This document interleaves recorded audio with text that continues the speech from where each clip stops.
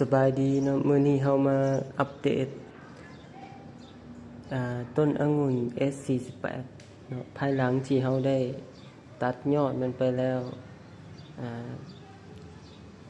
ทิศปลายเนาะมันจะเริ่มแตกแหน่แขนงเนาะแขนงแม่นแขนงอาร์มเนาะซึ่งจะเป็นแขนซ้ายแขนขวาของต้นผ่านไป10กว่ามื้อ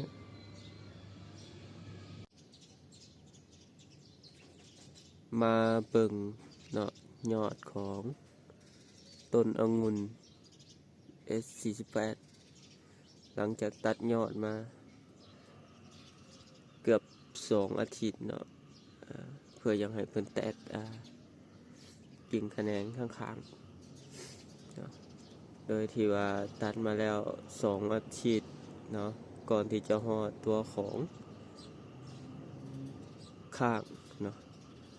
แล้วฮอดมื้อนี้แตกออกมาได้ก็คืบหนึ่งละเนาะพอดี2 แขนงไปทั้งซ้ายทั้งขวาเนาะเพื่อเฮ็ดกิ่งที่เขาเอิ้นว่ากิ่งเคนเนาะหรือว่าแขนซ้ายขวาของเครือองุ่นเนาะมันเป็นแขนลักจากนั้นจึงสิปล่อยให้มันเป็นเครือยาวไปนะนี่คือผ่านไปแล้ว2 อาทิตย์ในประมาณนี้ตอนนี้ใบมันใหญ่แล้วเนาะใหญ่เติบ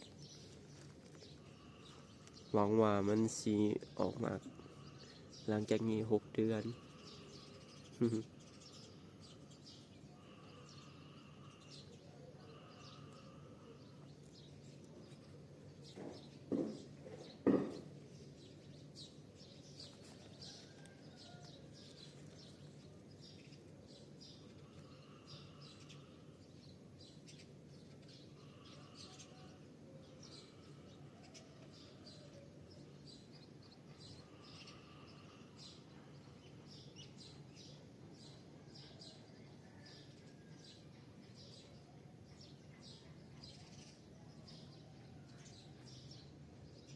โอเค